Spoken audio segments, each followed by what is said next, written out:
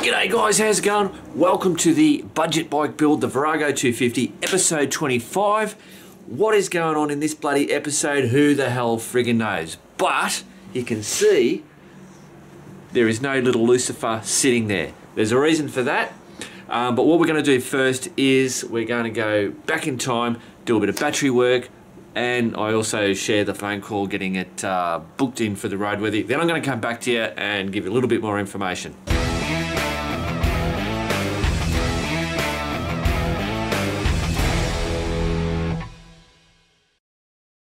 Rightio guys, so we have a new battery.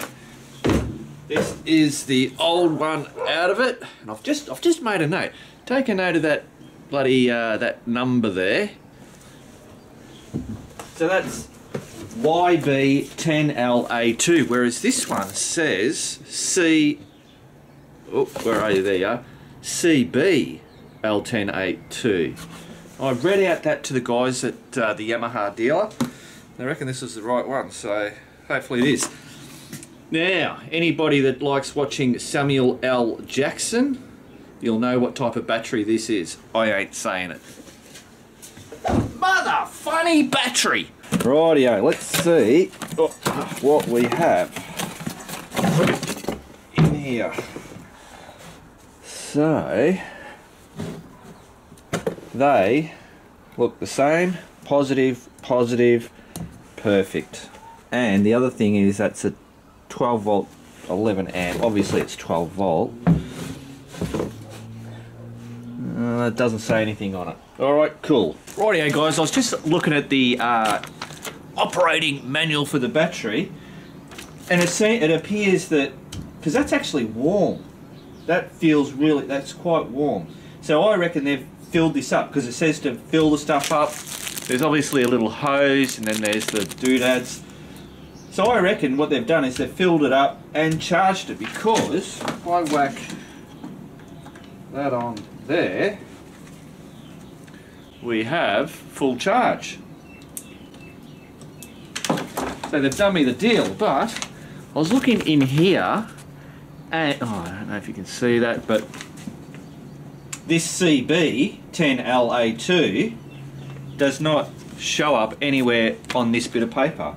The YB10LA2 does, so that's, dunno, crazy, but that's going to do the job. Rightio guys, so the battery is now in the bike. I didn't film me doing that because it's just bloody bullshit. But, I mean, to the battery companies out there, for the love of God, it can't be that hard. Like, you know, everybody that's dealt with this shit, there's a little nut there and it's just free and it wriggles around and whatever. Obviously, they're a bit corroded and they're holding in there. One side went on great, but the other side was not. It was only one terminal. It wasn't like it was super thick or anything. And oh my God, did I have to stuff around and I had to get Nay out to bloody give me a hand and crazy. All right, let's start the bike. We have lights. Choke on. Run.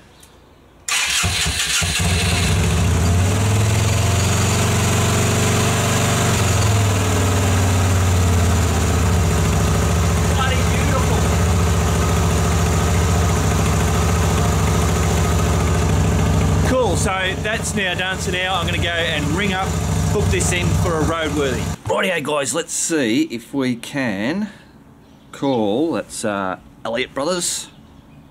Give them a call, put you on speakerphone, see if we can get this thing booked in as quick as we possibly can. Good afternoon, Elliott, this is Joel. Yeah, g'day Joel, how are you mate? Yeah, right, yourself? Yeah, pretty good. Can I speak to your I want to book in a bike for a roadworthy. Yep, I'll push through. Thanks, mate.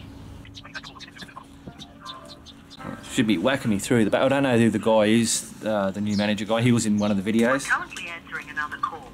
Please hold and... Jake speaking. G'day, Jake. It's Mark Victor speaking. How are you, mate?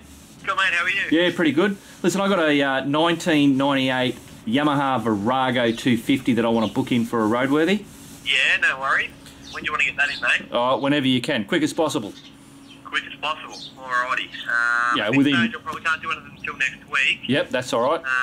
But I can probably do, like, say, Wednesday or Thursday. Yep, make it Wednesday.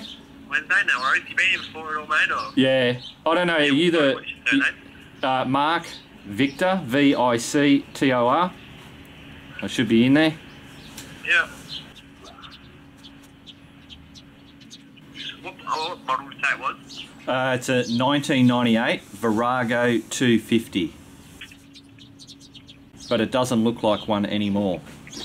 Alright, no worries. Alrighty, mate, I'll put that in for Wednesday, you said?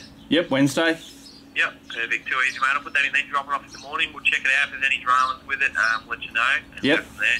Beautiful. Thanks, mate. Alrighty. Too easy, mate. We'll see you then. See ya. See ya. Done deal. So that's next Wednesday. So hopefully, because the next Thursday we'll have all that bloody, yeah.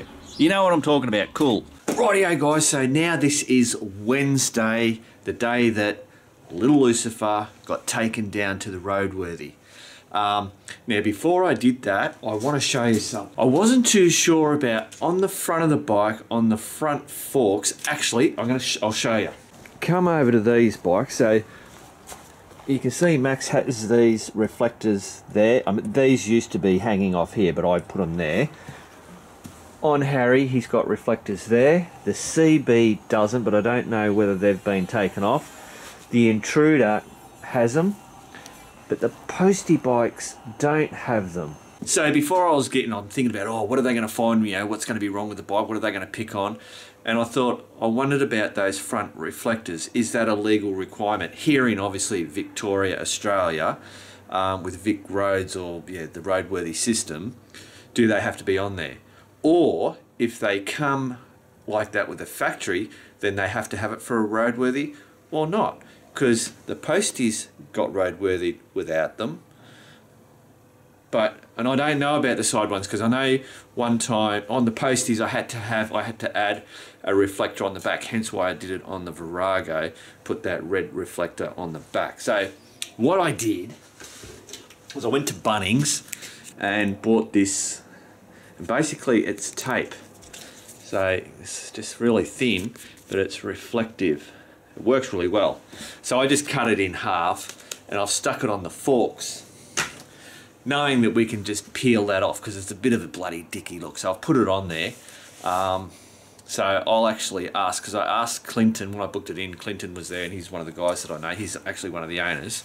And I asked him and he goes, I've never heard of it having to have that on there, but he said he's not the roadworthy certificate guy. So I'll find out when I hopefully pick the bike up. Which brings me to the next bloody question. So, not the question, but the next bit of news. And that is that I got the phone call today to say, Mark, okay, it didn't pass the roadworthy. So Clinton actually rang me. He said he knocked it on 3 things. And the 3 things are the rear tyre and the front tyre. He said the tread was fine, but they were too perished, is the word that he said. So I'm getting them to put them on. He didn't have the front one. He had to order them in, so I'll have them tomorrow. I'm hoping that I can get this bike back here for tomorrow night, which is what you're now watching, but I just don't know how it's all going to work, what time they're going to bloody finish it. The third thing, what was the bloody third thing? Oh, the third thing, which I didn't even think. Now, you know how we took off the passenger seat? So we've virtually made it a solo motorcycle. It still had the passenger foot pegs. Clinton actually said we most probably could say that the front pegs are for normal riding, but when you want to go into race mode, that's what those pegs are for. But he said Vic Roads most probably won't go with that excuse. So I said, fine, just rip. If you guys just rip the bloody things off, I want to get this bike done. Otherwise, I'd have to go down, bring it back here, do the bits and pieces, and then take it back, blah, blah, blah. So that was it. So that means more expense, but like I said, this bike's come up, so I'm just absolutely wrapped with the way that it's come up, and I'm happy that, you know, it's now got a new battery, it's going to have new tyres, so that's a good thing. Beauty. So now all we've got to do, I think that's everything I've got to tell you guys. Oh no, I've got another thing we've got to talk about, and that's the whole with the crew. Right, so any of the crew out there watching this now is the time to listen. So on Patreon, I'm going to post up a post in that section. So it'll be only viewable to the 3-star crew members, the guys that pay $10 or more per month. And what I'm going to do is in there, I'm going to say, okay guys, who wants to buy it? Now there's already 2 guys that want to buy it, so it's only going to be for the 3-star crews. Obviously there's someone in there, so it won't move back down to the thing, if you know what I mean. So 2 people have already said put me in it, but I'll put it on to, I'll jump on there, do a post, and those 2 guys that have already, one emailed me, one's done a post off another thing in the Patreon thing. But you'll have to redo it on that post. So in this one post, you have to say, Mark, yes, I want to go in for buying it. So it's going to be a draw. We'll be drawing out people out of a hat or a helmet or, I don't know, something. All right, so you got that, guys? Beauty. Now, hopefully tomorrow I might have a bit more footage and you're going to find out in a second. Well, sorry guys, but it is 4:21 on Thursday. You guys are watching it tonight. I haven't heard back from Elliot, so they obviously haven't got all the tyres and the bits and pieces done on the bike. Don't have it here, so obviously I'm hoping that next week will be the finale. It'll have the, that'll depend on Vic Roads when I can book it in to get it sighted and all that kind of stuff.